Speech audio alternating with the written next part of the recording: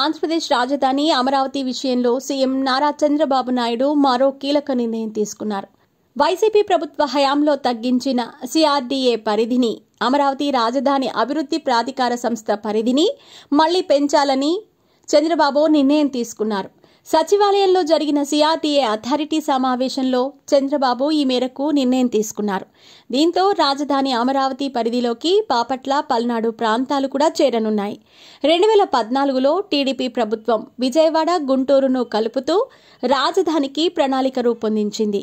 అయితే వైసీపీ ప్రభుత్వంలో జరిగిన జిల్లాల విభజనలో గుంటూరు జిల్లా నుంచి కొత్తగా బాపట్ల, పల్నాడును జిల్లాలుగా ఏర్పాటు చేశారు. దీంతో పాటుగా 8352.69 చదరపు కిలోమీటర్లు ఉన్న రాజధాని పరిధిని 6993.24 చదరపు కిలోమీటర్లకు తగ్గించింది. అయితే శుక్రవారం సిఆర్డీఏ అధికారులతో సమావేశమైన చంద్రబాబు రాజధాని పరిధిని పెంచాలని నిర్ణయించారు. గతంలో ఎంత నిర్ణయించామో అంతే కొనసాగించాలని సూచించారు. దీంతో పల్నాడు, బాపట్ల ప్రాంతాలు రాజధాని పరిధిలోకి రానున్నాయి. దీంతో అమరావతి రాజధాని పరిధి పెరగనుంది. మరోవైపు ఈ సమావేశంలో 12 అంశాలపై చర్చ జరిగింది. రాజధాని ప్రాంతంలో గతంలో 130 సంస్థలకు జరిగిన భూ కేటాయింపులపై చంద్రబాబు చర్చించారు. భూమి కేటాయించిన సంస్థల అభిప్రాయాలను తెలుసుకుని పెట్టుబడులు పెట్టేందుకు ఆసక్తి చూపే సంస్థలకు మాత్రమే అవకాశం ఇవ్వాలని చంద్రబాబు సిఆర్డీఏ అధికారులను ఆదేశించారు. అలాగే భూములు పొందిన సంస్థలు ఎన్ని రోజుల్లో నిర్మాణాలు జరపాలనే దానిపై చర్చించారు. భూములు పొందిన సంస్థలు తమ కార్యాలయాలను ఏర్పాటు చేసేందుకు మరో 2 ఏళ్లు గడువు ఇస్తూ నిర్ణయం తీసుకున్నారు.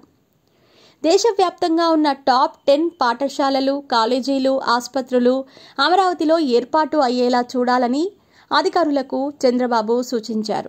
అలాగే అమరావతిని అనుసంధానం చేసేలా కృష్ణానదిపై 6 ఐకానిక్ బ్రిడ్జిలు కూడా నిర్మించేలా ప్రణాళిక రచిస్తున్నట్టు మంత్రి నారాయణ తెలిపారు.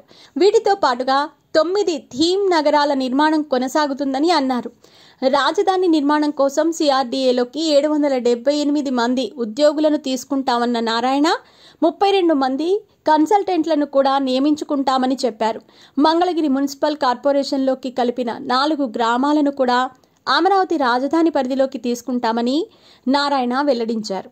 మరోవైపు రాజధాని నిర్మాణం కోసం సింగపూర్ ప్రభుత్వంతో తిరిగి మాట్లాడాలని ప్రభుత్వం నిర్ణయించినట్టు మంత్రి నారాయణ తెలిపారు. ఇప్పటికే పూర్తయిన నిర్మాణాలకు సంబంధించి ఐఐటీ నిపుణులు ఇచ్చే నివేదికల ఆధారంగా ముందుకెళ్తామని చెప్పారు. హైవేకి సీడ్ యాక్సిస్ రోడ్డు అనుసంధానం చేస్తామని, రాజధాని పరిధి చివరి వరకు 4 లైన్ల కరకట్ట రోడ్డు ఉంటుందని వివరించారు. రాజధానిలో inner ring road, outer ring రోడ్డుతో పాటుగా వెస్ట్రన్ బైపాస్ ఉంటుందన్నారు.